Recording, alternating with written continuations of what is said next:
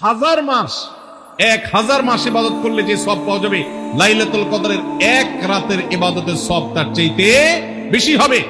রমজানের শেষ দশকের প্রত্যেকটা রাতে কিন্তু শবে কদর হতে পারে, বিশেষ করে বেজোড় রাতে 21, 23, 25, 27, 29 এই রাতগুলোতে লাইলাতুল কদর হওয়ার সম্ভাবনা অনেক জোরালো। সৌদি আরবের মানুষ তাদের বেজোড় রাতে তালাশ করবে, আমরা আমাদের বেজোড় রাতে তালাশ করব ইনশাআল্লাহ। নবীজি সাল্লাল্লাহু আলাইহি ওয়াসাল্লাম বলেছেন যে তাহাররাউ লাইলাতুল কদর ফিল বিতরি মিনাল আশরিল আওয়াখির মিন রমাদান, রমজানের শেষ দশকের বেজোড় রাতগুলোতে তোমরা শবে কদর হতে পারে সে আশা বেশি বেশি করে ইবাদত বন্দেগী করো। লাইলাতুল কদরের ইবাদতকে আল্লাহ বলেছেন লাইলাতুল কদরি খায়রুম মিন আলফি শাহর, 1000 মাস, 1000 মাস ইবাদত করলে যে সওয়াব পাওয়া যাবে, লাইলাতুল কদরের এক রাতের ইবাদতের সওয়াব তার চাইতে বেশি হবে। সেই রাত কোনটা আল্লাহ নির্দিষ্ট করেন নাই, এজন্য শেষ দশকের প্রত্যেকটা রাতেই ইবাদত করার চেষ্টা করা, স্পেশালি বেজোড় রাতগুলোতে। 26 নম্বর আমল হলো লাইলাতুল কদরের আশায় বিশেষ দোয়া পড়া। সেটা কি? আল্লাহুম্মা ইন্নাকা আফুউন তুহিব্বুল আফওয়া ফাআফু আন্নী, আল্লাহ আপনি ক্ষমাশীল, আপনি ক্ষমাকে ভালোবাসেন, অতএব আমাদেরকে ক্ষমা করে দিন। এটা রমজানের শেষ দশকের প্রত্যেক রাতে পড়বেন।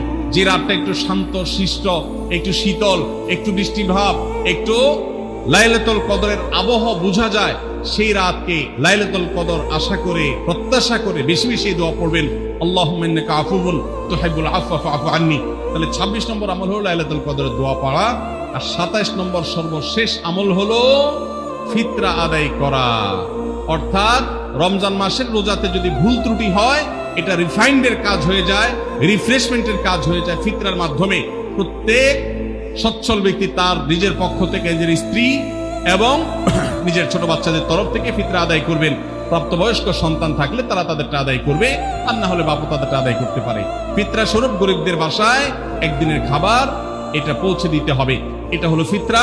ঈদের নামাজের আগ পর্যন্ত এটা আদায় করার নির্দেশ নবী সাল্লাল্লাহু আলাইহি ওয়াসাল্লাম দিয়েছেন। তাহলে 27 নম্বর আমল হলো ফিতরা আদায়। এটার মাধ্যমে রমজানের আমল শেষ হয়ে যাবে।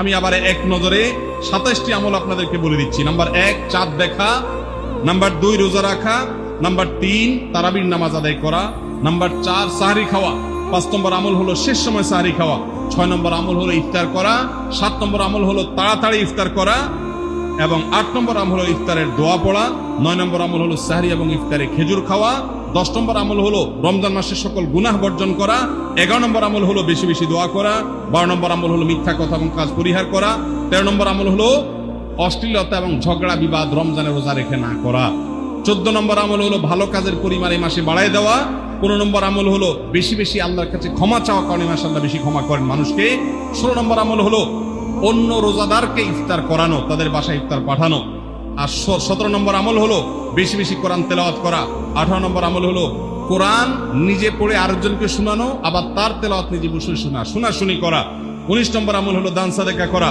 20 নম্বর আমল হলো তাহাজ্জুদ এবং বিশেষ করে ভোর রাতে সারি খেতে উঠে দোয়া করা, আর 21 নম্বর আমল হলো উমরা করার সামর্থ্য থাকলে, 22 নম্বর আমল হলো ইতিকাফ করা শেষ দশকে, 23 নম্বর আমল হলো শেষ দশকের বেজোড় রাতে, শেষ দশকের প্রত্যেকটা রাতে ইবাদতের পরিমাণ বাড়িয়ে দেওয়া এবং বিশেষভাবে রাত্রি জাগরণ করা শেষ দশক, আর 24 নম্বর আমল হলো শেষ দশকে নিজের পরিবারকে ঘুম থেকে ডেকে তোলা, স্ত্রী সঙ্গ ত্যাগ করা, 25 নম্বর আমল হলো লাইলাতুল কদর অনুসন্ধান করা, 26 নম্বর আমল হলো লাইলাতুল কদর বিশেষ দোয়া পাঠ করা, আর 27 নম্বর আমল হলো ফিতরা দেওয়া।